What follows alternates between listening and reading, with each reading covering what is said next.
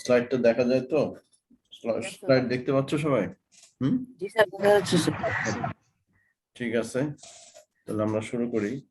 তো যেটা বলতে চাচ্ছিলাম যে আজকে টপিকটা রিসার্চ রিলেটেড, রিসার্চ করার জন্যই এটা পড়তে হবে। তো আমরা যদি একটু পেছনের দিকে দেখি যে আমাদের রিসার্চ প্রসেসের যে স্টেপগুলো, কি কি স্টেপ রিসার্চ করার জন্য রিলেটেড।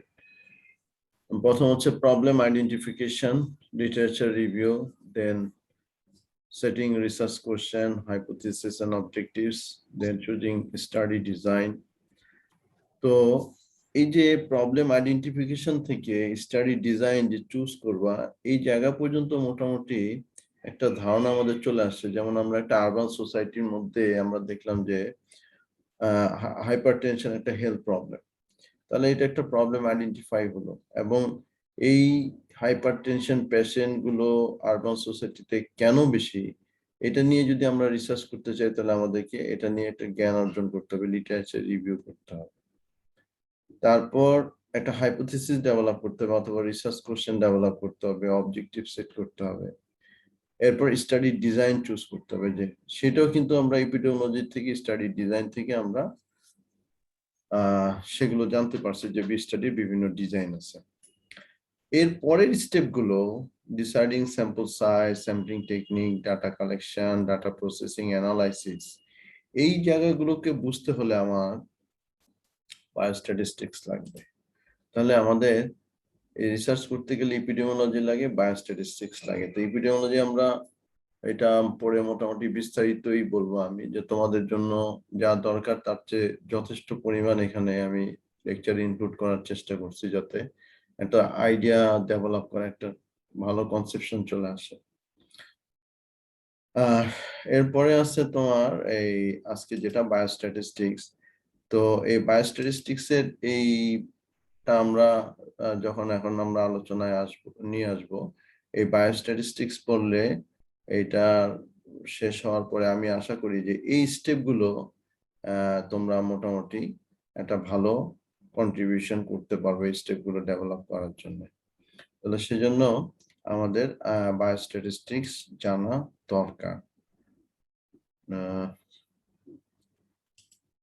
তাহলে আমরা যদি এপিডেমিওলজি থেকে একটু নলেজ ইয়ে করি, মানে কি বলবো, সংক্ষিপ্ত আকারে যে একটা বেসিক কনসেপ্ট আমরা একটু নিয়ে আসি, যে আমরা কি শিখলাম আসলে এপিডেমিওলজি থেকে, যেটা আমার রিসার্চ করার জন্য খুবই দরকার। আমরা দেখলাম যে একটা নির্দিষ্ট ডিফাইন্ড পপুলেশনের মধ্যে হেলথ প্রবলেমকে আইডেন্টিফাই করা যায়। যেমন একটা আরবান সোসাইটি দিয়ে কিন্তু আমি প্রথমে শুরু করছি। তাহলে একটা ডিফাইন্ড পপুলেশন তোমাকে মধ্যে একটা হেলথ প্রবলেম নিয়ে আলোচনা করা, এটা ডেফিনিশনের মধ্যেও কিন্তু ছিল, ডিফাইন্ড জিওগ্রাফিক্যাল এরিয়া। সেখানে একটা হেলথ প্রবলেম নিয়ে আমাদের কাজ করতে হয়।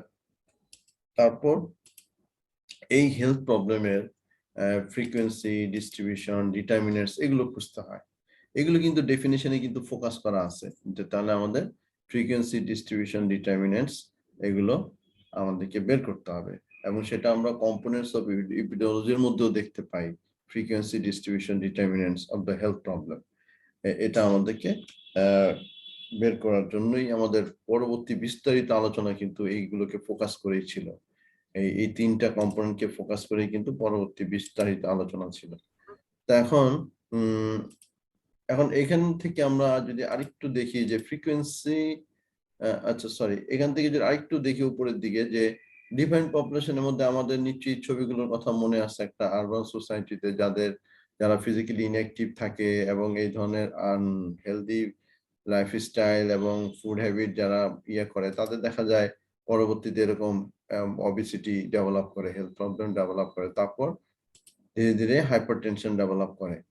তো এগুলো, এই দুইটা জায়গা থেকে মোটামুটি আমরা কিন্তু এটুকু বুঝতে পারলাম যে ডিফাইন্ড পপুলেশন মানেই হচ্ছে যে এরিয়াতে প্রবলেমকে আমরা আইডেন্টিফাই করতেছি, আর যে প্রবলেমটাকে আইডেন্টিফাই করতেছি সেই প্রবলেম নিয়ে আমাদের কাজ করা। তো তাহলে ফ্রিকোয়েন্সিতে আমরা কি দেখি, যে প্রবলেমটা আমরা আইডেন্টিফাই করলাম, সাপোজ হাইপারটেনশন, এর ইনসিডেন্স প্রিভ্যালেন্স, মানে কতজন লোক নতুন ভাবে আক্রান্ত হচ্ছে এবং টোটাল কত ওল্ড এবং নিউ কেস কতগুলো পাওয়া যাচ্ছে, সেগুলো মিলে হচ্ছে প্রিভ্যালেন্স। তাহলে ইনসিডেন্স প্রিভ্যালেন্স এই দুইটা জিনিস আমরা নিয়ে আসলাম।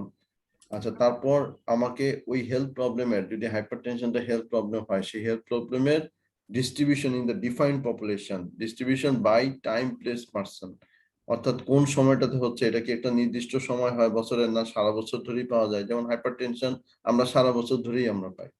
তারপর হচ্ছে প্লেস, কোন এরিয়াতে নির্দিষ্ট করে আমাদের দিতে হয়, কোন এরিয়াতে আমরা বেশি পাচ্ছি। তারপর মানে যারা এফেক্টেড হচ্ছে তাদের মধ্যে বয়স, এজ, সেক্স, রিলিজিয়ন, অকুপেশন, এগুলোর ভিত্তিতে আমরা এই হাইপারটেনশন পেশেন্টের ডিস্ট্রিবিউশন দেখতে পারি। আর এগুলো যদি আমরা জানতে চাই, এগুলো জানার জন্য আমরা যে স্টাডি করব সেগুলোকে বলা হয় ডেসক্রিপটিভ স্টাডি। তাহলে এই কথাটা মনে রাখতে হবে, ডেসক্রিপটিভ স্টাডি সাধারণত frequency and distribution component of the এপিডেমিওলজির এই দুইটা জায়গাকে ফোকাস করতে হলে আমাদের ডেসক্রিপটিভ স্টাডি করতে হবে। তাহলে একটা নির্দিষ্ট হেলথ প্রবলেমের যদি ফ্রিকোয়েন্সি এবং ডিস্ট্রিবিউশন আমরা জানতে চাই, তাহলে আমাদের ডেসক্রিপটিভ স্টাডি করতে হবে। আর যদি আমরা ডিটারমিনেন্টস জানতে চাই, কজ বা রিস্ক ফ্যাক্টর কি আছে এই পার্টিকুলার হেলথ প্রবলেমে, তাহলে আমাদেরকে করতে হবে অ্যানালিটিক্যাল স্টাডি। তাহলে এতটুকু বেসিক জায়গা কিন্তু ক্লিয়ার থাকতে হবে। তাহলে আমাদের ফার্দার যখন আমরা এখন প্রোগ্রেস করতেছি, আমাদের যেন এপিডেমিওলজির এই বেসিক জায়গাটুক যেন ভুল না হয়। এবং এইটুকের মধ্যে কিন্তু অনেক ভাইবার কোশ্চেন রয়ে গেছে এই দুটো স্লাইডের মধ্যে। তো এটাই হচ্ছে আমার মেসেজ, যে তোমাকে একটা নির্দিষ্ট টপিক পড়ার পরে তোমার কিছু সার কথা বা কনক্লুশন মেসেজ তোমাকে নিতে হবে, যে আমি কি শিখলাম এবং কি আমার ফার্দার কাজে লাগবে পরবর্তীতে। তাহলে এটা তোমরা আস্তে আস্তে যখন আরো পড়াশোনা করতে থাকবে, আরো উপরের দিকে যাবে, তখন এটা শিখে যাবে যে আসলে কিভাবে এটাকে করতে হয়। তো এখন আমি তোমাদেরকে মেসেজ দিয়ে দিলাম আর কি, যে এতটুকু হচ্ছে তোমার এপিডেমিওলজি থেকে যা শিখলা তার মেইন জিনিস, যেটা রিসার্চ করতে গেলে বা আমাদের যে সার্ভে যেটা আমরা তোমাদেরকে করাবো, এটা করতে গেলে এই মেসেজটা কিন্তু ক্লিয়ার থাকতে হবে। আচ্ছা, তারপরে আসো, যাহলে একটা স্টাডি করতে গেলে একটা ফ্লো চার্ট যদি আমরা চিন্তা করি, আমাদের কিভাবে আগাতে হয়, স্টেপ বাই স্টেপ কিভাবে যেতে হয়। প্রথমে আমাকে টার্গেট পপুলেশন ফিক্সড করতে হয়। যেমন আরবান সোসাইটি যে যারা আছে, ওখানে যারা থাকতেছে, তারা হচ্ছে আমার টার্গেট পপুলেশন, তাদের উপর আমি স্টাডিটা করব। তো এখানে সবার কাছে তো আর আমি যেতে পারবো না তথ্যপত্র কালেক্ট করার জন্য। তো সেখান থেকে তার part of the population which will be the representative of that particular population, তাদেরকে নিব এবং এদেরকে বলা হয় স্যাম্পল। তো এরকম একটা স্যাম্পল নিব, নির্দিষ্ট সংখ্যক পপুলেশন নিব ওই টার্গেট পপুলেশন থেকে, তাদেরকে বলা হয় স্যাম্পল, এবং এদের মধ্যে আমাদেরকে স্টাডিটা করতে হবে। তাহলে এর মধ্যে থেকে আমরা যেটার উপর তথ্যপত্র কালেক্ট করব সেটাকে বলা হয় ভেরিয়েবল। যেমন হাইপারটেনশন, এটা হচ্ছে ভেরিয়েবল, সবার তো আর হাইপারটেনশন নাই। তাহলে তাহলে এটা ভেরি করতেছে। তাহলে আমাদের কি ভেরিয়েবলের উপর, কোন কোন ভেরিয়েবল গুলোর উপর আমরা তথ্যপত্র কালেক্ট করব, সেই ভেরিয়েবল গুলোকে আমাকে ফিক্সড করতে হবে। তাহলে ভেরিয়েবল এটা সম্বন্ধে একটা ক্লিয়ার আইডিয়া থাকতে হবে, স্যাম্পল সম্বন্ধে একটা ক্লিয়ার আইডিয়া থাকতে হবে, পপুলেশন কাকে বলে এর একটা আইডিয়া থাকতে হবে। এরপর ভেরিয়েবল সিলেক্ট করার পরে ওই ভেরিয়েবলের উপর আমাকে ডাটা কালেক্ট করতে হবে। তারপরে কি করতে হবে, তারপর সেই ডাটাকে অ্যানালাইসিস করতে হবে। তারপর এই অ্যানালাইসিস হওয়ার পর এখান থেকে একটা নির্দিষ্ট ইন্টারপ্রিটেশন নিয়ে আসতে হবে, যে আমি কি সিদ্ধান্তে উপনীত হলাম। তারপর সেখান থেকে এই ডাটাকে প্রেজেন্ট করতে হবে, তারপর কনক্লুশনে আসতে হবে। তাহলে এই যে টোটাল জিনিসটা, যেটা আমি যা বললাম ফ্লো চার্টের এই কাজগুলো, এই টোটাল কাজগুলো করতে গেলে আমাকে অবশ্যই স্ট্যাটিস্টিক্স জানতে হবে। আমাকে জানতে হবে স্ট্যাটিস্টিক্স। এখন স্ট্যাটিস্টিক্সটা আবার বিশাল ভাস্ট জিনিস। কারণ এই স্ট্যাটিস্টিক্স আমি বললাম এই কথাটাই, যে রিসার্চ শুধুমাত্র মেডিকেল সায়েন্সে আছে তা কিন্তু না। রিসার্চ আরো অনেক ডিসিপ্লিনের মানুষও রিসার্চ করে। এখন এই সব ডিসিপ্লিনের জন্যই স্ট্যাটিস্টিক্স দরকার, অর্থাৎ পরিসংখ্যান দরকার। কিন্তু আমরা মেডিকেল সায়েন্সে আমরা যে রিসার্চ করি যে research are related to biological event, তাহলে যেখানে বায়োলজিক্যাল ইভেন্টের সাথে রিলেটেড থাকে স্ট্যাটিস্টিক্স, তাহলে সেই স্ট্যাটিস্টিক্সকে বলা হয় বায়োস্ট্যাটিস্টিক্স। এই জন্য আমরা আমাদের রিসার্চে আমরা বলি আমরা বায়োস্ট্যাটিস্টিক্স জানবো, নট দি স্ট্যাটিস্টিক্স। স্ট্যাটিস্টিক্স এর ব্রাঞ্চ হচ্ছে biostatistics. Statistics is the vast discipline and part of this discipline is the biostatistics. তাহলে সেজন্য আমরা তোমাদেরকে পড়াবো বায়োস্ট্যাটিস্টিক্স। তাহলে আমাদের আজকের আলোচনায় থেকে নতুন যে টপিকটা শুরু হচ্ছে সেটা হচ্ছে বায়োস্ট্যাটিস্টিক্স। তাহলে মোটামুটি আমি তোমাদেরকে এতটুকু বোঝাতে পারলাম যে কেন আমাদের বায়োস্ট্যাটিস্টিক্স পড়তে হবে। তাহলে এটা যদি গুরুত্বটা আমরা বুঝি যে হ্যাঁ আমাদের বায়োস্ট্যাটিস্টিক্স দরকার আছে, তাহলে আজকের আলোচনাটা খুবই ছোট আলোচনা, ইন্ট্রোডাক্টরি ক্লাস বায়োস্ট্যাটিস্টিক্স নিয়ে। তাহলে যেহেতু ইন্ট্রোডাকশন এটা বায়োস্ট্যাটিস্টিক্স, সেজন্য আমি মনে করি যে সামনের যে লেকচার গুলো বোঝার জন্য যেই জিনিসগুলো না জানলেই না, সেই জায়গাগুলো আজকে তোমাদেরকে একটু ক্লিয়ার করার চেষ্টা করব। এবং তাহলে এখানে কিছু ডেফিনেশন থাকবে আজকের এই আলোচনার মধ্যে। ডেফিনেশন গুলো স্ট্যাটিস্টিক্স, বায়োস্ট্যাটিস্টিক্স, ভাইটাল স্ট্যাটিস্টিক্স, এগুলো কিন্তু ভাইভাতে খুব ধরে। এই ডেফিনেশন গুলো ক্লিয়ার আইডিয়া থাকতে হবে।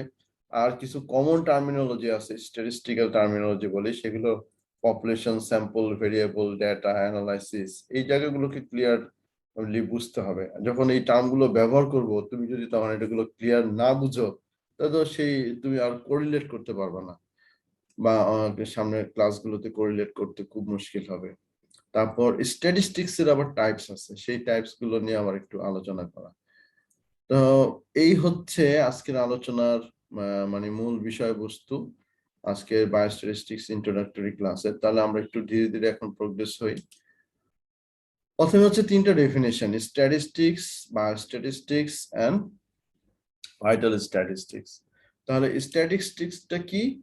এই স্ট্যাটিস্টিক্স এইটা মানে এখন সহজ কথায় আমি ডেফিনেশন গুলো তোমাদেরকে দেওয়ার চেষ্টা করব। আবার ডেফিনেশন গুলো যেভাবে দেওয়া আছে এভাবে যদি ভালোভাবে বলতে পারো, পাস হয়ে যাবে ইনশাআল্লাহ। তাহলে স্ট্যাটিস্টিক্সটা কি? এটা একটা সাবজেক্ট। তাহলে subject which deals with the method of collection, organization, presentation, analysis and interpretation of data। অর্থাৎ ডাটা রিলেটেড এর কালেকশন, ডাটাকে অর্গানাইজ করা, ভালোভাবে প্রেজেন্ট করা, অ্যানালাইসিস করা এবং ইন্টারপ্রিটেশন করা, এই সমস্ত কাজগুলি হচ্ছে স্ট্যাটিস্টিক্স। সেজন্য এই স্ট্যাটিস্টিক্সে আমাদের এরকম দেখা যাবে কোনো সময় এরকম আমাদের গ্রাফ লাগবে, গ্রাফের মধ্যে বার ডায়াগ্রাম, পাই চার্ট, এরকম কতগুলো নাম আসবে দেখবা। তাহলে এগুলো হচ্ছে প্রেজেন্টেশন করার জন্য লাগে। তারপর এই ডাটা অ্যানালাইসিস করতে গেলে এখানে কিছু ফর্মুলা লাগে, সেই ফর্মুলাগুলো আবার সামনে আসবে। তাহলে আর প্রেজেন্টেশনের জন্য এগুলো জানতে হয়। আর ইন্টারপ্রিটেশন করার জন্য অনেক সময় কিছু কিছু স্ট্যাটিস্টিক্যাল টেস্ট লাগে, তাই না? এইগুলো আসলে আস্তে আস্তে যখন আরো ভিতরের দিকে ঢুকতে থাকবে দেখবে যে এই ডেফিনেশনটা তখন ক্লিয়ার হবে। আর বায়োস্ট্যাটিস্টিক্স হচ্ছে আরো সহজ।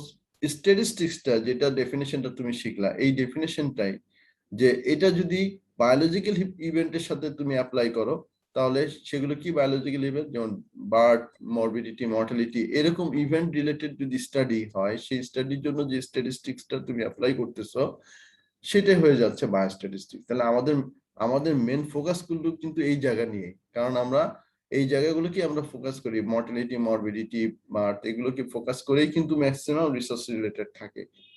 সেজন্য আমরা বায়োস্ট্যাটিস্টিক্স প্র্যাকটিস করি। আর যদি আমরা বলি ভাইটাল স্ট্যাটিস্টিক্স, তাহলে ভাইটাল ইভেন্টস অফ লাইফ। তাহলে এখানে কিন্তু এই যে এই জায়গাগুলো ভাইবার সময় ছোটখাটো জিনিস এগুলো জিজ্ঞেস করে যে ভাইটাল ইভেন্টস অফ লাইফ কি, যে birth, death, marriage, divorce, migration, এইগুলো রিলেটেড, এইসব ভাইটাল ইভেন্টস রিলেটেড যদি স্ট্যাটিস্টিক্স হয়, তাহলে সেটাকে বলা হয় ভাইটাল স্ট্যাটিস্টিক্স। তাহলে ডেফিনেশন তিনটা খুবই সহজ। যদি স্ট্যাটিস্টিক্স এর ডেফিনেশনটা তোমার ক্লিয়ার থাকে, জাস্ট শুধু বলবা biostatistics, statistics related to biological event, statistics related to vital events. তাহলে একটা বায়োস্ট্যাটিস্টিক্স, একটা ভাইটাল স্ট্যাটিস্টিক্স। তাহলে আমি মনে করি এই তিনটা ডেফিনেশন খুবই সহজ এবং খুব ভালোভাবে এই ডেফিনেশনটা পারতে হবে। অনেক সময় পরীক্ষাতে চুপ করে বসে থাকে, কিছুই পারতেছে না, তখন এই দুই তিনটা ডেফিনেশন জিজ্ঞেস করি যে আল্লাহ পাস করায় দেই এই অন্তত। কিন্তু দুঃখের বিষয়, এই ডেফিনেশন গুলো তখন মুখ দিয়ে বের হয় না, এই কারণে ফেল করে। যারা ফেল করে তারা তো বলবে যে স্যার আমার ফেল করাই দিছে, কঠিন কোশ্চেন দিচ্ছে, কঠিন কোশ্চেন। এখন তোমরাই বুঝতে পারো কঠিন কোশ্চেনটা কিরকম। এখন আসো যে যেই টার্মিনোলজি গুলো দরকার বা স্ট্যাটিস্টিক্স বোঝার জন্য, পপুলেশন, পপুলেশনটা কি, হোয়াট ইজ পপুলেশন? পপুলেশন মানে হচ্ছে যে যে তুমি যাদের উপর স্টাডিটা করতেছো, যাদের উপর স্টাডি করতেছো, তাহলে আরবান সোসাইটিতে, ওখানে এপিডেমিওলজিতে আমি যেটা মেনশন করছিলাম, ওই সোসাইটিতে যারা বাস করতেছে, তাই না, তাহলে সেই সোসাইটির সবাই কিন্তু আমার স্টাডি পপুলেশন, সবাই হচ্ছে আমার স্টাডি পপুলেশন। এবং স্টাডি পপুলেশন বলতে কিন্তু শুধুমাত্র পার্সন কি বোঝায় না, এটা এলিমেন্টস হতে পারে, কোন একটা অবজেক্ট তো হতে পারে, এটা খেয়াল রাখতে হবে।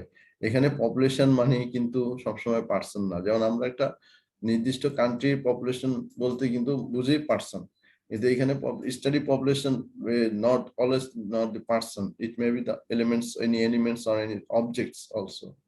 তাহলে এই এখন আমি একটা বৃত্তের মধ্যে, এখানে দেখো এই বৃত্তটা একটু খেয়াল করো, এই বৃত্তের মধ্যে আমি একটু দেখানোর চেষ্টা করছি, দেখো পপুলেশনটা কিরকম পায়। মনে করো একটা আরবান সোসাইটি, সাপোজ আমাদের গুলশান বনানী একটা আরবান সোসাইটি আমরা ধরলাম, এখানে যদি আমরা হাইপার টেনশনের উপর একটা রিসার্চ করতে চাই, তাহলে এই এরিয়াতে যারা থাকতেছে তারা টোটাল সবাই হচ্ছে পপুলেশন এখানকার।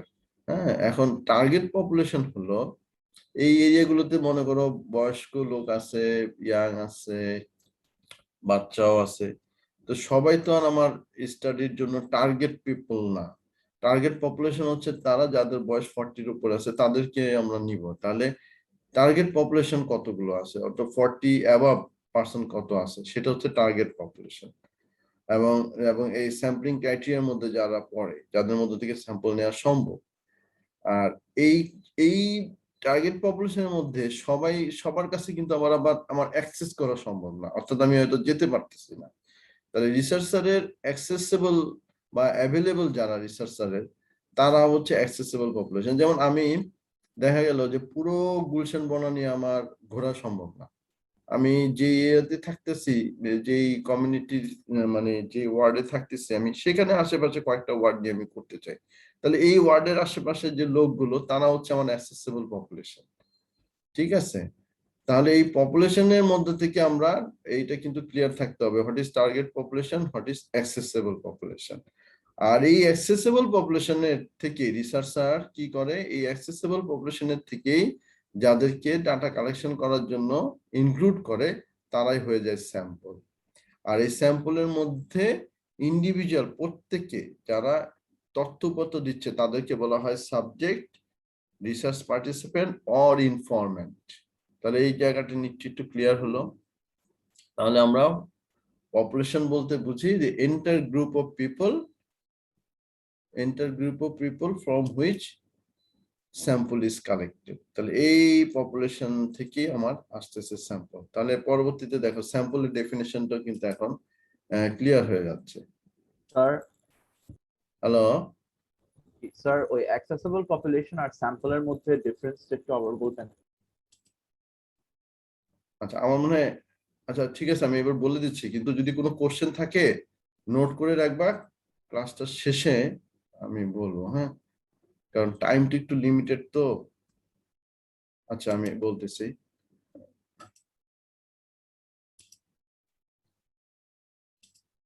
তোমাকে এটা দেখাই তাহলে জিনিসটা।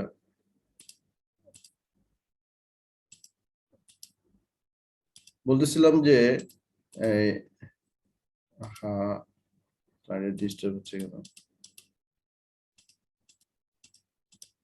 হ্যাঁ, বলতেছিলাম যে টার্গেট পপুলেশনের মধ্য থেকে, মনে করো তোমার গুলশান বনানীর মধ্যে যারা থাকতেছে, তাদের মধ্যে যাদের বয়স 40-র উপরে, তারা হচ্ছে আমার টার্গেট পপুলেশন। হ্যাঁ, এখন ওই গুলশান বনানী পুরো এরিয়াতে আমার হয়তো মানে যাওয়ার অ্যাক্সেস নাই। দেখা গেলো আমি যে ওয়ার্ডে থাকি, সেই ওয়ার্ডের আশেপাশে আমি 10-15টা ওয়ার্ড আমি মানে ইয়ে করতে পারবো, রিচ করতে পারবো। তাহলে এই এই ওয়ার্ডের যারা থাকতেছে, যে 10-15টা ওয়ার্ড আমি রিচ করতে পারবো, তাদেরকে বলি আমরা অ্যাক্সেসেবল পপুলেশন। ঠিক আছে, বুঝলা? জি স্যার। আচ্ছা, আর স্যাম্পলটা হলো এই অ্যাক্সেসিবল পপুলেশন থেকে যাদেরকে আমি অ্যাক্সেস করতে পারি, তাদের মধ্যে থেকে আমি হয়তো 200 জনকে আমি চুজ করলাম, 200 জনের মধ্যে 200 জনকে আমি স্যাম্পল হিসেবে নিলাম। তাহলে অ্যাক্সেসিবল পপুলেশনের সবাইকে তো আমি নিলাম না। দেখা গেল অ্যাক্সেসিবল পপুলেশনের মধ্যে আমার হয়তো দেখা গেল 500টা বাড়িকে আমার অ্যাক্সেস করা সম্ভব, কিন্তু 500 বাড়িতে আমি গেলাম না। আমি ওখান থেকে র্যান্ডমলি 50টা বাড়ি সিলেক্ট করলাম, সেখান থেকে আমি 200 পার্সনকে আমি স্যাম্পল হিসেবে নিলাম। ঠিক আছে, তাহলে অ্যাক্সেসিবল পপুলেশন থেকে আবার স্যাম্পল নেওয়া হয় র্যান্ডমলি, সাধারণত র্যান্ডমলি নিতে হয়। তাহলে স্যাম্পলের মধ্যে আবার এরকম টেকনিক আছে, বিভিন্ন রকমের টেকনিকে স্যাম্পল নিতে হয়, সেটাও আলাদা করে আলোচনা হবে আরেকদিন। আচ্ছা, তাহলে এখন আসো ভেরিয়েবল। ভেরিয়েবল কি? যে ক্যারেক্টারিস্টিক্স গুলো নিয়ে আমরা কাজ করব, অর্থাৎ সেই ক্যারেক্টারিস্টিক্স গুলো যেগুলো ভেরি করে, আমরা ডিফারেন্ট ভ্যালু নেয়, তাদেরকে বলা হয় variable. The characteristics of the person or object that takes or different values or that varies. যেমন হাইপারটেনশন, এটা হচ্ছে আমার একটা ভেরিয়েবল, কারণ হাইপারটেনশন সবারই তো থাকে না। তাহলে হাইপারটেনশন একটা, যদি এটা ভেরিয়েবল হয় তাহলে বুঝতে হবে যেটা কারোর মধ্যে থাকতে পারে, কারোর মধ্যে নাও থাকতে পারে। আবার এইজ, যেমন এইজ হচ্ছে একটা পার্সনের একটা ক্যারেক্টারিস্টিক্স, তাহলে এইজ কি সবার সমান? সবার তো একই রকম এইজ না, তাহলে এটা ভেরি করে। তাহলে যে ক্যারেক্টারিস্টিক্স এর ভ্যালুটা ভেরি করে সেই ক্যারেক্টারিস্টিক্স কে বলা হয় ভেরিয়েবল। এবং এটা যেরকম পার্সনের হতে পারে তেমন অবজেক্টের হতে পারে। যেমন একজন পার্সন, এখানে আমি একটা ছবি দিয়ে দেখানোর চেষ্টা করছি, তার ভেরিয়েবল গুলো হচ্ছে এইজ, সেক্স, অকুপেশন, এগুলো হচ্ছে ভেরিয়েবল। সবার এইজ একরকম না, সবার অকুপেশন এক না। আবার অবজেক্ট, এখানে দেখো কতগুলো অবজেক্ট আমি দেখাইছি, এই অবজেক্ট গুলোর ভেরিয়েবল কালার, ওয়েট, এরকম যদি আমি একটু ধরি, তাহলে এক এক রকম কালার হতে পারে, ব্যাগ বিভিন্ন কালার হতে পারে, বইয়ের কালার বিভিন্ন রকম হতে পারে, তাই না? আপেলেরও তো বিভিন্ন রকমের কালার আছে, সব আপেল তার একরকম না। ওয়েটেও ভিন্ন রকম আসতে পারে, একজন পার্সনেরও কিন্তু আবার ওয়েট থাকে, সেটাও ভিন্ন রকম হতে পারে। তো এটা হচ্ছে ভেরিয়েবল। খুব সহজভাবে বোঝার চেষ্টা করো, তাহলে মনে থাকবে। ডেটা কি?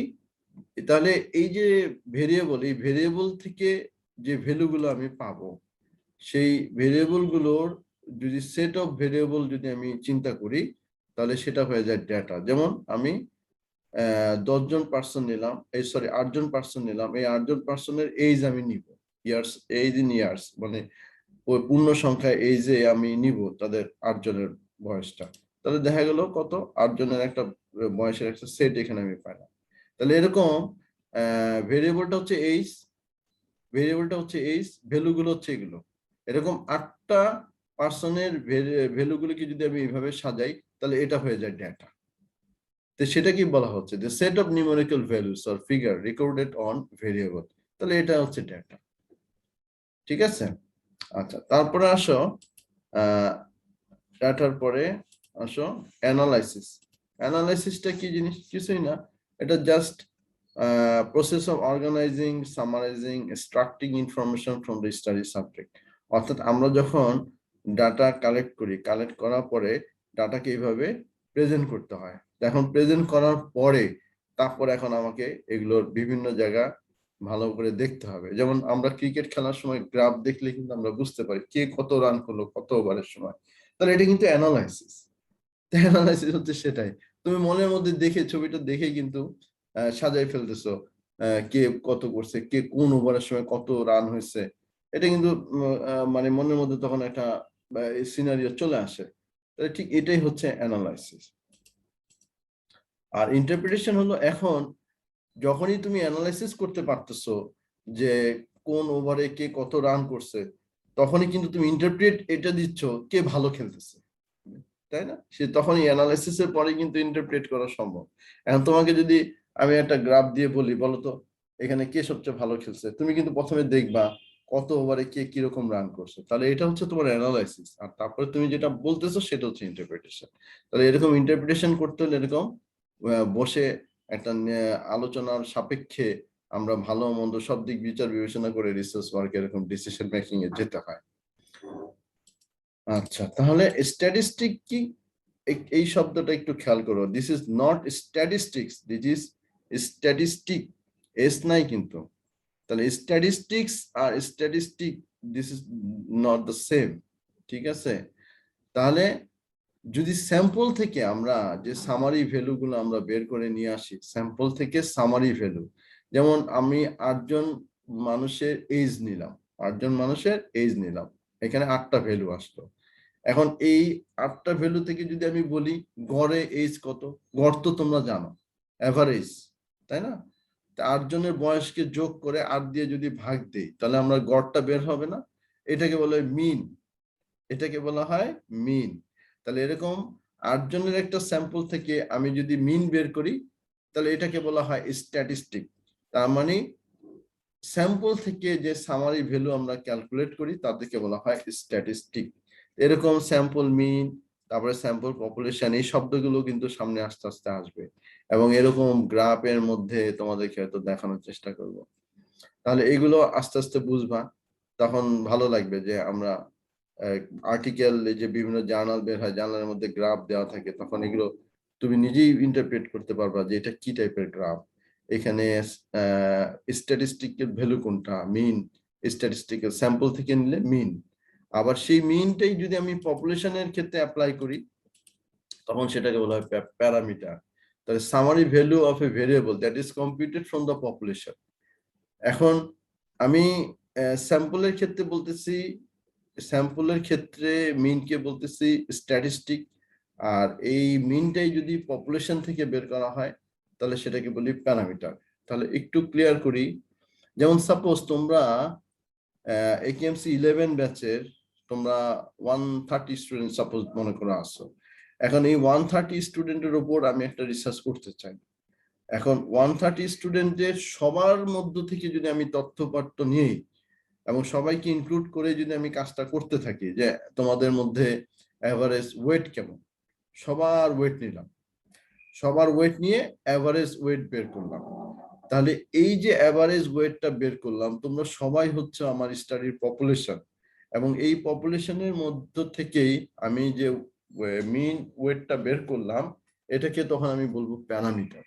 আর যদি আমি এটা এমন ভাবে চিন্তা করতাম, না আমি 130 স্টুডেন্টের সবার কাছে আমি যাব না, আমি এখান থেকে 25 জন স্টুডেন্টের আমি ওয়েট কাউন্ট করব এবং মিন বের করব, হ্যাঁ, তখন সেটা কিন্তু হবে স্ট্যাটিস্টিক ভ্যালু। তখন স্ট্যাটিস্টিক ভ্যালু বলবো, তখন প্যারামিটার বলবো না। সো প্যারামিটার যখন বলবো তখন আমি ধরে নিব যে এই ভ্যালুটা পপুলেশনের উপর অ্যাপ্লাই করা যাবে বা পপুলেশন থেকে কালেক্ট করা হয়েছে। আর যখন আমরা স্ট্যাটিস্টিক ভ্যালু বলবো তখন ধরে নিব না স্যাম্পল থেকে এটা করা হচ্ছে এবং স্যাম্পলের ভ্যালু থেকেই পপুলেশনের উপর ইন্টারপ্রেট করা হচ্ছে। ঠিক আছে? তাহলে এরকম ভাবে আমরা যদি দেখি, যদি আমরা এরকম পপুলেশন চিন্তা করে যদি আমি এরকম ইয়ে করি, গ্রাফ তৈরি করি, এই সাপোজ ধরো এটা ওয়েট নিলাম, প্রত্যেকের ওয়েট নিয়ে এরকম গ্রাফ তৈরি করলাম। এখন যাদের ওয়েটটা কম তারা এই পাশে, আর যাদের ওয়েটটা বেশি তারা এই পাশে, এবং এই দুইয়ের মাঝামাঝিতে যাদের ওয়েট গুলো তাদের সংখ্যাটা হচ্ছে এই জায়গায়। তাহলে এখন এটা পপুলেশনের।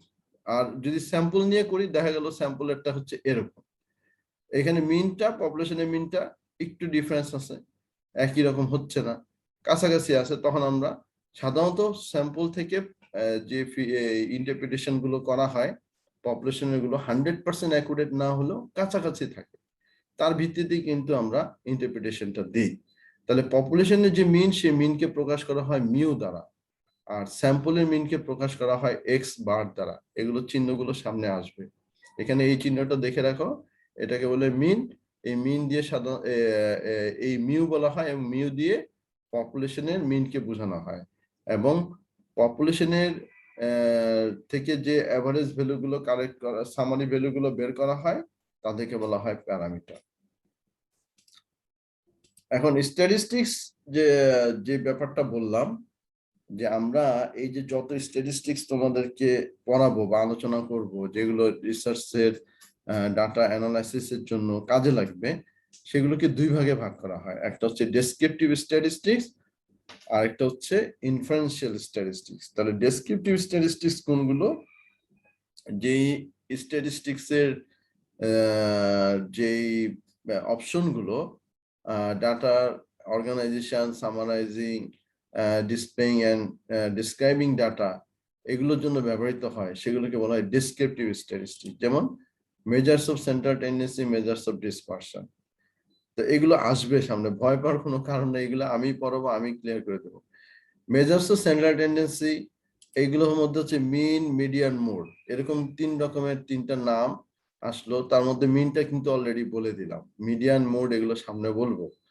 তো মিন কিন্তু বলে দিলাম। এখন এই মিন দিয়ে আমি কিন্তু অনেক কিছু তোমাদেরকে বলতে পারি। যেমন আমি যদি তোমাদের মিন এজ বের করি অথবা মিন ওয়েট বের করি, তাহলে কিন্তু আমার একটা ধারণা হয়ে যাবে যে এখানে যারা ভর্তি হচ্ছে তাদের বয়স গড়ে এরকম, এর এর চেয়ে খুব এক্সট্রিম বয়সের কারা কেউ এখানে আসতেছে না। আবার ওয়েটটাও যদি আমি দেখি তাহলে বলতে পারি যে এই বয়সে ছেলেপেলেরা যারা পড়তে আসে তাদের ওয়েটটা এরকম থাকে, মিন অ্যাভারেজ ওয়েটটা এরকম থাকে। তাহলে এই মাধ্যমে আমি কি বললাম, কি করলাম, আমি কিন্তু একটা সামারি করলাম একটা মানে প্রবলেমের। এখানে অনেকে যদি কোশ্চেন করে এখানে যারা পড়তেছে তাদের অনেকে হয়তো ওবেস, আবার অনেকে বলে যে আন্ডারওয়েট। আমি বললাম যে না, আমার এখানে যারা আছে তারা সবাই ফিট। তো কিভাবে বললেন? আমার এটা আমি এভারেজ ওয়েট তাদের বের করে দেখছি। তাহলে এইগুলো হচ্ছে আমার সামারি। এবং এই মিন বের করে এগুলোকে যদি আমি আবার টেবিল, গ্রাফ, চার্ট এগুলো ব্যবহার করে ডিসপ্লে করে কাউকে দেখাতে পারি, তাহলে আমার ডিসপ্লে করা হয়ে গেল এবং তাদেরকে আমি যখন ব্যাখ্যা করলাম আমার ডিসক্রাইব করা হয়ে গেল। তাহলে এইভাবে স্টাডির ডেটাকে, রিসার্চের ডাটাকে সামারি করা, ডিসপ্লে করা, ডিসক্রাইব করা, এর জন্য স্ট্যাটিস্টিক্সের যে পার্টগুলো আমাদের জানা দরকার সেগুলো হচ্ছে মেজার্স অফ সেন্ট্রাল টেন্ডেন্সি, আর এটা হচ্ছে মেজার্স অফ ডিসপারশন, যে রেঞ্জ, মিন ডেভিয়েশন, ভেরিয়েন্স, স্ট্যান্ডার্ড ডেভিয়েশন, এরকম কতগুলো টার্ম আসবে সামনে। এই তাহলে সাধারণত ডেসক্রিপটিভ স্টাডি, এইবার আসো যে ডেসক্রিপটিভ স্টাডি যেগুলো, সেই স্টাডিগুলোর মধ্যে স্ট্যাটিস্টিক্সের যে পার্টগুলো লাগে, যে স্ট্যাটিস্টিক্সের যে পার্টগুলো লাগে তার মধ্যে কিন্তু এই মেজার্স অফ সেন্ট্রাল টেন্ডেন্সি এবং measures of dispersion very very important. তাহলে তোমাদেরকে বলে রাখি, আমরা তোমাদেরকে দিয়ে ডেসক্রিপটিভ স্টাডি করাবো।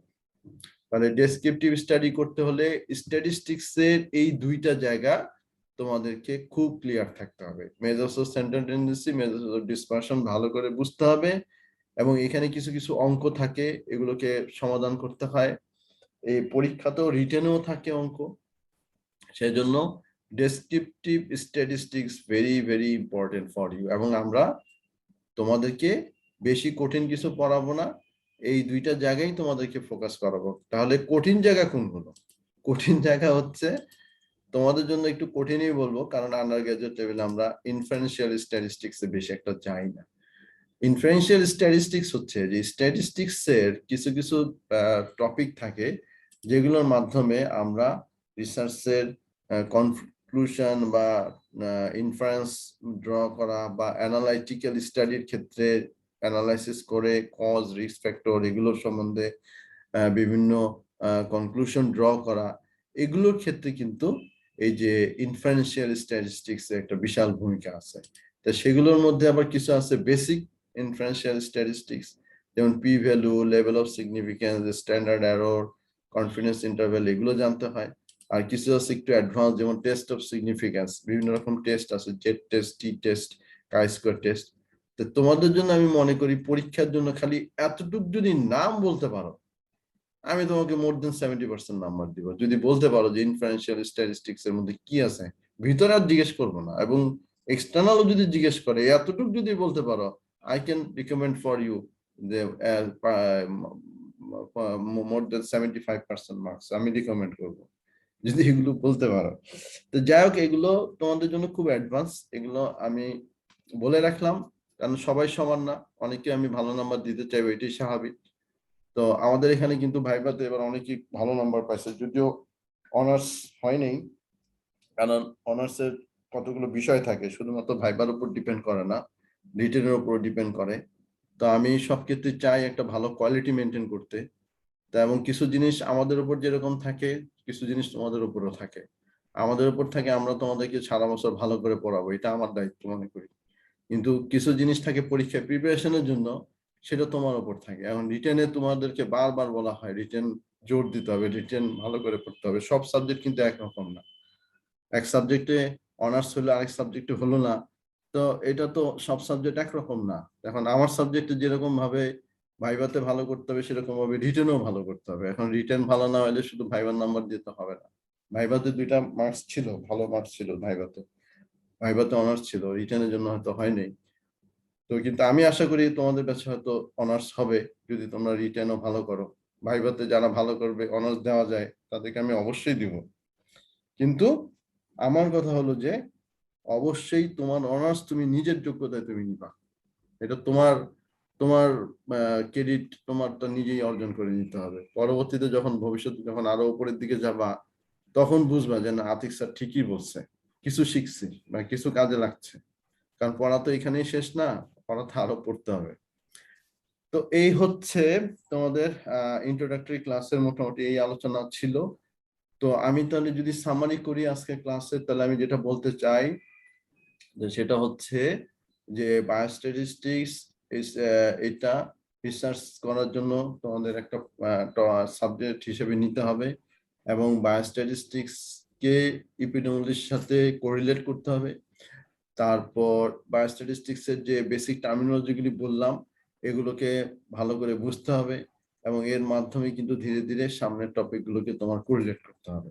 আর তোমাদের জন্য স্ট্যাটিস্টিক্স এর 2টো জায়গা ভেরি ইম্পর্টেন্ট, সেটা হচ্ছে measures of central tendency, measures of dispersion, যেগুলোকে বলা হয় ডেসক্রিপটিভ স্ট্যাটিস্টিক্স। আর তোমাদের যেহেতু আমরা ডেসক্রিপটিভ স্টাডি করাবো, অতএব ডেসক্রিপটিভ স্ট্যাটিস্টিক্স এর এই 2টো জায়গা তোমাদের ভালোভাবে ক্লিয়ার করতে হবে, বুঝতে হবে।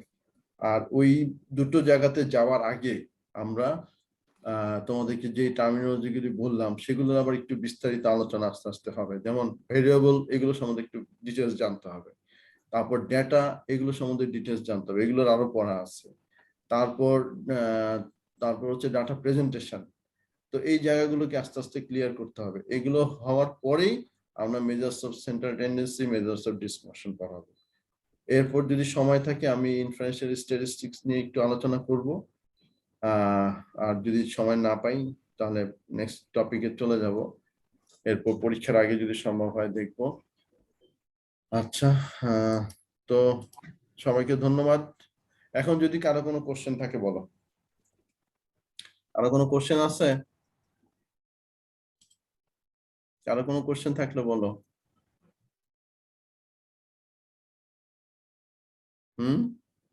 সবাই বুঝছো? কারো কোনো কোশ্চেন নাই? এটা একটু পড়তে হবে স্যার, পড়ার পরে স্যার। পড়তে তো হবেই, কিন্তু আজকের আলোচনায় যদি কোনো কোশ্চেন থাকে তাহলে বলতে পারো, কোনো জায়গায় বুঝতে সমস্যা থাকলে বলো। আর পড়তে তো তোমাদেরকে তো আমি সবসময় বলেই দিই যে তোমরা বাসায় পড়তে থাকো। আর তোমাদের তো লেকচারেও তো এই টিউটর ক্লাসে তো একটু মানে অ্যাডভান্স পড়ানো হয়, কিছু কিছু জিনিস ওরাও পড়ায়। তো পড়বা, না পড়লে তো ক্লাস আসলে মজা লাগে, ভালো লাগে না। তো আজকে ক্লাসের কারো কোনো জিজ্ঞাসা আছে কিনা? স্যার স্ট্যাটিস্টিকটা একবার বলে একটু ভালো হতো স্যার। স্ট্যাটিস্টিক, হ্যাঁ বলতেছিলাম যে স্যাম্পল থেকে যে ভ্যালুগুলোকে বের করা হয়। যেমন আমি 8 জন পার্সন নিলাম, তাদের 8 জনের ওয়েট মেজার করলাম, ওয়েট মেজার করে মিন বের করলাম, এভারেজ বের করলাম। তাহলে কি করতে হয়? 8 জনের ওয়েট যোগ করে 8 দিয়ে ভাগ করা যায়। এটা তো তোমরা সিম্পল একটা ক্যালকুলেশন জানো। তো এই মিন ভ্যালুটা যেটা 8 জনের কাছ থেকে নিলাম, এই 8 জন ছিল স্যাম্পল। তো স্যাম্পল থেকে যে ভ্যালুটা আমরা বের করি সেই ভ্যালুকে বলা হয় স্ট্যাটিস্টিক ভ্যালু। আর যদি এখন আমি বলি যে না, আমার 50 জন স্টুডেন্ট ছিল, এই 50 জন স্টুডেন্ট সবাই হচ্ছে আমার স্টাডির পপুলেশন, এবং এই 50 জনের থেকেই আমি ওয়েট নিয়ে গড় বের করলাম, মিন ভ্যালু বের করলাম, তাহলে সেই ভ্যালুটাকে বলবো আমরা প্যারামিটার। তাহলে পপুলেশনের থেকে যে ভ্যালুটা নেওয়া হয় সেটা হচ্ছে প্যারামিটার, আর স্যাম্পল থেকে যেটা সেটা হচ্ছে স্ট্যাটিস্টিক ভ্যালু। সাধারণত বড় রকমের স্টাডি যখন হয়, লার্জ স্যাম্পল সাইজ নেওয়া হয় এবং পপুলেশনের একটা বিশাল অংশকে ইনক্লুড করা হয়, অর্থাৎ টোটাল পপুলেশনের 70-80% কে ইনক্লুড করা হলো, তখন দেখা যায় সেই স্যাম্পলের যে ভ্যালুটা পপুলেশনের ভ্যালুর খুব কাছাকাছি চলে যায়, তাই না? আর স্যাম্পল যদি ছোট হয়, অল্প হয়, তাহলে কিন্তু সেই ভ্যালুটা পপুলেশনের ভ্যালু থেকে ডিফার করে, একরকম হয় না, কাছাকাছি আসে না অনেকটা ভ্যালু। যেমন মনে করো তোমাদের ব্যাচে AKMC 11 ব্যাচে 135 স্টুডেন্ট আছে। এখন 135 স্টুডেন্টের থেকে ওয়েট বের করে মিন ভ্যালু যদি বের করা হয়, দেখা গেল যে অ্যাভারেজে 60 ওয়েট। হ্যাঁ, এখন আমি করলাম কি, এই মাত্র 10 জন স্টুডেন্ট নিলাম। তো 10 জনের স্টুডেন্ট নিয়ে আমি যখন অ্যাভারেজ ওয়েট বের করলাম, দেখা গেল এটা আসলো 80। কারণ এই 10 জনের মধ্যে হয়তো 4-5 জন ছিল বেশ ওভারওয়েট। তাহলে গড় করলে কি হলো? গড় করলে তাদের বেশি ওয়েটের কারণে 4-5 জনের অনেক বেশি ওয়েট, 90-85 এর ওয়েট, তাদের কারণে অ্যাভারেজ ভ্যালুটা কত আসলো? 70। তাহলে কোথায় 60 আর কোথায় 70? তাহলে স্যাম্পল সাইজ ছোট হওয়ার কারণে এটা অনেক ডিফার করলো না? তাহলে দেখা যাচ্ছে স্যাম্পলের ভ্যালুটা তো পপুলেশনের ভ্যালু থেকে দূরে সরে গেল। তো সেই জন্য আমরা চাই যে স্যাম্পল সাইজটা সুইটেবল সাইজে হবে, যে সাইজটাকে আমরা পপুলেশনের প্যারামিটারকে আমরা এক্সপ্লেইন করতে পারবো স্যাম্পল দ্বারা। তো কারণ আমাদের সাধারণত রিসার্চের জন্য আমরা হোল পপুলেশনকে সবসময় ইনভলভ করতে পারি না, কিন্তু সেজন্য স্ট্যাটিস্টিক্সে কতগুলো ইয়ে দেওয়া আছে, মানে ক্লু দেওয়া আছে যে স্যাম্পল সাইজ কত হলে সেই স্যাম্পল সাইজটা অ্যাকসেপ্টেবল হবে এবং তার ভ্যালুটা পপুলেশনের ভ্যালুর সাথে কোরিলেট করবে, সেটা বলা আছে। তো তোমাদের জন্য এইটুকুই বলবো যে এতটুকু মনে রাখো যে স্ট্যাটিস্টিক ভ্যালু মানে হচ্ছে স্যাম্পল থেকে যে ভ্যালুটা বের করা হয়েছে স্যাম্পল নিয়ে। আর পপুলেশনকে নিয়ে যদি ইয়ে করা হয়, তথ্যপত্র কালেক্ট করে অ্যানালাইসিস করে ভ্যালু বের করা হয়, তাহলে সেই ভ্যালুটা হলো প্যারামিটার। তো সেই জন্য আমরা পপুলেশনের মিনকে প্রকাশ করি মিউ দ্বারা। তাহলে কেউ যদি বলে যে আমার মিউ এত, তাহলে বুঝবো সে পপুলেশনের থেকে স্টাডি করে সে প্যারামিটারটা বলতেছে।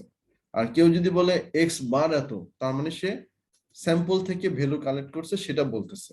তাহলে এই স্যাম্পলের ভ্যালু যেটা, সেটা হচ্ছে স্যাম্পল থেকে কালেক্ট করে যে ভ্যালুটা বের করা হচ্ছে সেটা হচ্ছে স্ট্যাটিস্টিক ভ্যালু, আর পপুলেশন থেকে যেটা সেটাকে বলা হয় প্যারামিটার। সেম জিনিস মিন, কিন্তু একটার ক্ষেত্রে স্ট্যাটিস্টিক আর একটাকে বলতে হবে প্যারামিটার।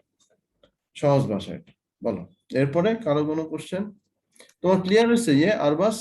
Yes sir. তাহলে স্যার প্যারামিটারটা স্যার বেশি অ্যাকুরেট হয় যেহেতু স্যার অনেক পপুলেশন থেকে নেয়। হ্যাঁ হ্যাঁ হ্যাঁ, গুড। হ্যাঁ, Yes. প্যারামিটারটা অ্যাকুরেট, কিন্তু প্যারামিটার তো আমরা সবসময় পারবো না। আমরা মনে করো একটা এরিয়াতে মনে করো লাখ লাখ মানুষ থাকতেছে, তাদের সবার কাছে কি আমি যেতে পারবো? সেটা আমি পারি না। কিন্তু সেই জন্য স্যাম্পল সাইজকে একটা সুইটেবল সাইজে নিতে হয়। সেগুলো বলবো সামনে, যে স্যাম্পল সাইজ কত হলে সেটা পপুলেশনকে রিপ্রেজেন্ট করবে। হ্যাঁ, তারপর আর কারো কোনো কোশ্চেন? Thank you. ওটা ভালো কোশ্চেন করছে আরবাস। হ্যাঁ, আর বলো কেউ? ওই লেকচার, হ্যাঁ বলো। হুম, ইনফারেন্সিয়ালটা স্যার আরেকবার একটু। কে? সাদিক, কে বলতেছো? আর ইনফারেন্সিয়ালটা আরেকবার একটু স্যার। হ্যাঁ, তুমি কে বলতেছো? একটু তোমার নাম কি? তোমাকে দেখি, কে? সাদিক নাকি? কে বলতেছো? Yes sir. তোমার ছবি কই? তোমাদের এই যে জিনিসগুলো আমার খুব বিরক্ত লাগে, তোমরা ভিডিওতে সামনে থাকো না, তোমরা ভিডিওটা অফ করে রাখো, অনেক সময় আবার সামনে থাকো না। হ্যাঁ, ক্লাস করার সময় থাকবা। এটা এটা এইরকম। হ্যাঁ, এখন দেখা যাচ্ছে তুমি কোশ্চেন করতেছো, তোমার চেহারাই দেখতেছি না কে কোশ্চেন করতেছে। আমার এগুলো জানতে খুব ইচ্ছে করে, কে কোশ্চেন করতে। হ্যাঁ, তুমি জানতে চাইছো ইনফারেন্সিয়াল স্ট্যাটিস্টিক্স।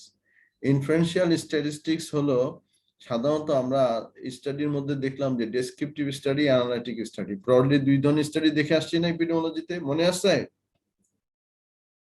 মনে আছে? আমার লেকচারের শুরুতেও কিন্তু আজকে দেখাইছে। যদি অ্যানালাইটিক্যাল স্টাডি হয়, সাধারণত সেই স্টাডিগুলোর ক্ষেত্রে আমরা তথ্যপত্র কালেক্ট করে সেখান থেকে যে আমরা কনক্লুশন বা ইন্টারপ্রিটেশন করব, সেগুলোর জন্য যেই ধরনের স্ট্যাটিস্টিক্যাল মেথড আমাদেরকে অ্যাপ্লাই করতে হবে সেগুলোকে বলা হয় ইনফারেন্সিয়াল স্ট্যাটিস্টিক্স। যেমন আমাদেরকে পি ভ্যালু, কনফিডেন্স ইন্টারভ্যাল, এগুলো হচ্ছে কতগুলো স্ট্যাটিস্টিক্যাল মেথড। তারপর হচ্ছে বিভিন্ন টেস্ট, জেড টেস্ট, টি টেস্ট, কাই-স্কয়ার টেস্ট, এগুলোকে অ্যাপ্লাই করতে হয়। তাহলে এই ধরনের স্ট্যাটিস্টিক্যাল মেথড অ্যাপ্লাই করে যদি কোনো রিসার্চের কনক্লুশন ড্র করতে হয় তখন সেইটাকে বলা হয় ইনফারেন্সিয়াল স্ট্যাটিস্টিক্স। আর আমরা যেহেতু ডেসক্রিপটিভ স্টাডি তোমাদের দিয়ে করাবো সেজন্য ইনফারেন্সিয়াল স্ট্যাটিস্টিক্স তোমাদের জন্য অত গুরুত্বপূর্ণ না, শুধু নামগুলো জানলেই চলবে। কিন্তু measures of central tendency, measures of dispersion, এগুলো হচ্ছে তোমার ডেসক্রিপটিভ স্টাডিজ মেথডের মধ্যে পড়ে এবং এগুলো তোমাদেরকে ভালোভাবে জানতে হবে। তাহলে দুইটার পার্থক্য বুঝতে পারছো? তাহলে এই ডেসক্রিপটিভ স্টাডির জন্য স্ট্যাটিস্টিক্যাল যে মেথডগুলো ব্যবহার করা হয় সেগুলোকে বলা হয় ডেসক্রিপটিভ স্ট্যাটিস্টিক্স। আর অ্যানালিটিক্যাল স্টাডি বা কোনো একটা পার্টিকুলার কনক্লুশন ড্র করার জন্য, ইনফারেন্স ড্র করার জন্য যে স্ট্যাটিস্টিক্যাল মেথড ব্যবহার করা হয় সেগুলোকে বলা হয় ইনফারেন্সিয়াল স্ট্যাটিস্টিক্স। ঠিক আছে বাবা? Yes, sir. সাদিক, বুঝতে পারছো? Yes, sir. হুম। আর কেউ, আর কোনো কোশ্চেন কারো? যাই হোক, ক্লাসটা ভালো করে ফলো করবা। আর কোনো কোশ্চেন থাকলে ক্লাসের সময় সাথে সাথে খাতার মধ্যে লিখে ফেলবা। এরপর ক্লাস শেষে ওই কোশ্চেনগুলো তোমরা আমাকে জিজ্ঞেস করতে পারবা। তো ঠিক আছে, সবাই ভালো থাকো। আচ্ছা, আমার ফ্যাকাল্টি কেউ আছে এখানে? জি স্যার, আসসালামু আলাইকুম স্যার। আচ্ছা, কে মনিকা? জি স্যার। ভালো আছো না? ফার্মি আছো? আচ্ছা, তোমাদের কোনো কমেন্টস থাকলে বলো। তোমাদের কোনো কমেন্টস আছে? না স্যার, ঠিক আছে, মানে সব ঠিক কোনো আছে? অসুবিধা নাই স্যার, ডিটেলস বলছেন, ওদের বুঝতে পারার কথা। ঠিক আছে, সবাই ভালো থাকো। আজকে শেষ করলাম। খোদা হাফেজ।